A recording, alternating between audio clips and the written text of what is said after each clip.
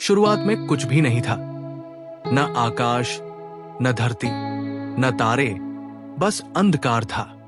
गहरे जल के ऊपर अंधियारा था तथा परमेश्वर का आत्मा जल के ऊपर मंडराता था। फिर परमेश्वर ने बोला। उनकी आवाज ने चुप्पी को तोड़ा और 3 शब्दों से सब कुछ बदल गया। परमेश्वर ने कहा, उजियाला हो, तो उजियाला हो गया। और परमेश्वर ने उजियाले को देखा कि अच्छा है। और परमेश्वर ने उजियाले को अंधियारे से अलग किया। और परमेश्वर ने उजियाले को दिन और अंधियारे को रात कहा। यह था पहला दिन।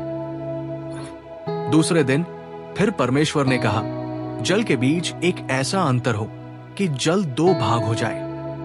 तब परमेश्वर ने एक अंतर बनाकर उसके नीचे के जल और उसके ऊपर के जल को अलग अलग किया, और वैसा ही हो गया। और परमेश्वर ने उस अंतर को आकाश कहा। फिर आया तीसरा दिन।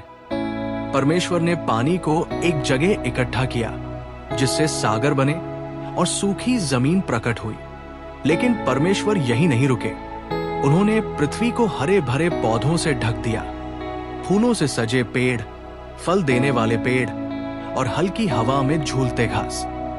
उन्होंने सब कुछ देखा और कहा, यह अच्छा है। चौथे दिन परमेश्वर ने सूर्य को दिन की रोशनी देने के लिए बनाया और चंद्रमा और तारे रात को रोशन करने के लिए। हर आकाशीय वस्तु का एक उद्देश्य था, जो मौसम, दिन और वर्ष को चिन्हित करती थी। आकाश सुंदरता से चमक उठा और फिर परमेश्वर ने कहा, यह अच्छा है। 5वें दिन जीवन का दिन था।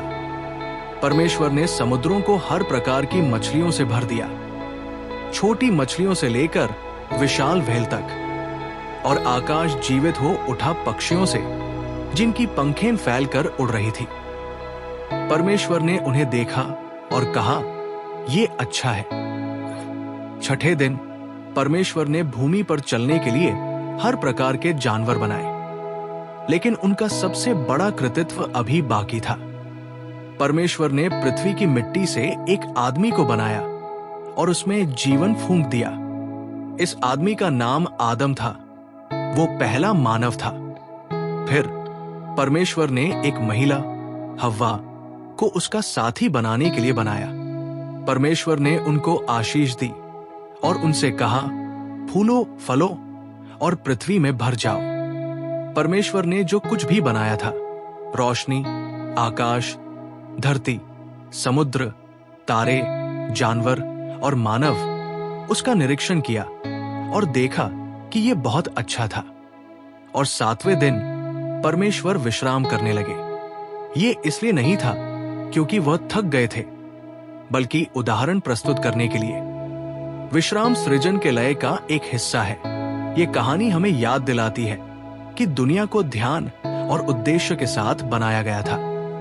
आकाश में हर तारा, हर घास का तिनका और हर व्यक्ति, आप और मैं, इस सुंदर सृजन का हिस्सा है। और परमेश्वर की तरह हमें भी विश्राम करने, आत्मचिंतन करने और हमारे आसपास की दुनिया की देखभाल करने के लिए बुलाया गया है।